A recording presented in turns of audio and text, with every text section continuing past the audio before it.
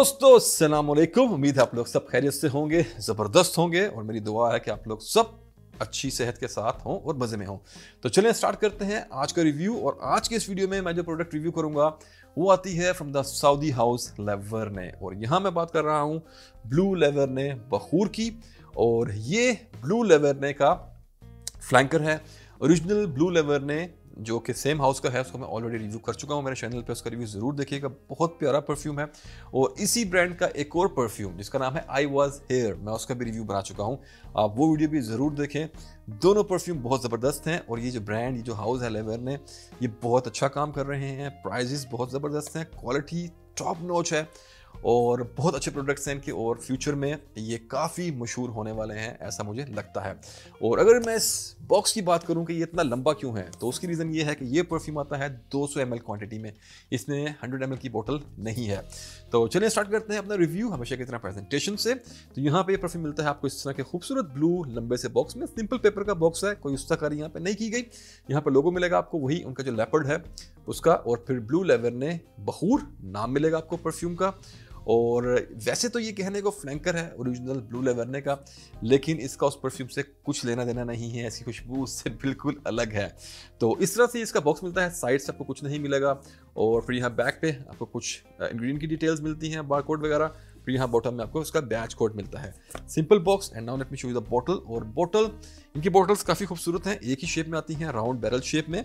लेकिन जो रिफाइननेस है, जो लोगो इसके अंदर ग्लास के अंदर जो लगाया गया है, इट्स वेरी नाइस। ये आपको दिखाता है कि ब्रांड कितना सीरियस है और उन्होंने अपनी प्रोडक्ट पे कितनी मेहनत की है और कितनी बारीकी से काम किया है रिफाइननेस को देख के। तो हियर यू गो। तो ये परफ्यूम भी आपको इस तरह की बैरल शेप राउंड बोतल में मिलता है। खूबसूरत सा लेपर्ड का यहाँ पे लोगो मिलेगा, जो कि अंदर यहाँ पे मेटल का पीस है लेकिन ग्लास के अंदर धंसा हुआ है। और यहाँ पे प्रिंटिंग मिलेगी आपको ब्लू लेवर्ने बखूर की। और राउंड बोतल है, फ्रॉस्टेड बोतल है, कलर बहुत प्यारा है। I think it's something like blue green का कुछ शेड है, शायद टर्कोइज समथिंग, पता नहीं इस शेड को क्या कहेंगे, but you can see it in the camera. और कैप वही वुडन कैप है दूसरे इनके परफ्यूम्स की तरह।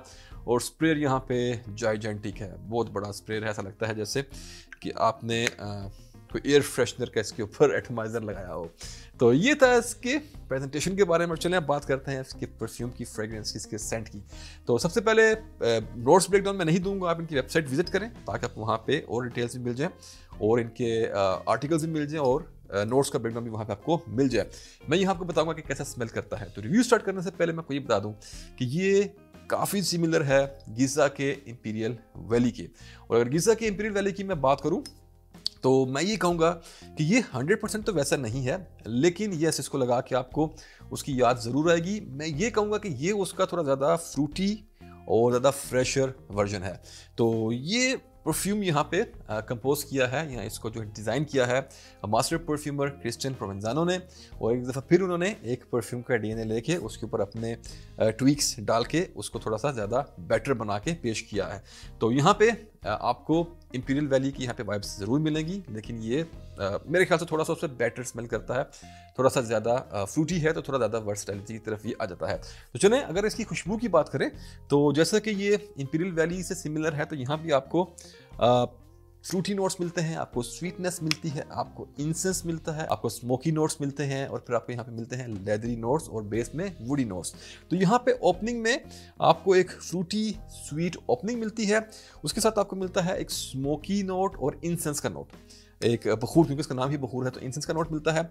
और फिर आपको यहाँ पे मिलता है ऊद इसके नोट्स ब्रेकडाउन में लिखा गया है, लेकिन ये एक ऊद डोमिनेंट परफ्यूम नहीं है। लेकिन आपको यहाँ पे एक बड़े कड़वे से वुडी ऊद की फील आती है, जो कि एक एकॉर्ड है, एक मॉलिक्यूल है जिसको फ्रेंच परफ्यूमरी में उन्होंने डिज़ाइन किया है। ओरिजिनल ये जो हमारा एक ऊद यहाँ पे नॉर्मली यूज़ होता है गल्फ कंट्रीज़ में, जो प्योर एक दहनल ऊद आता है, वैसी स्मेल नहीं है। इट्स लाइक एन एकॉर्ड, एक इंस्पिरेशनल ऊद का एकॉर्ड बनाया गया है। तो आपको हल्की सी बिटर सी फील आती है आपको यहाँ पे वुड की।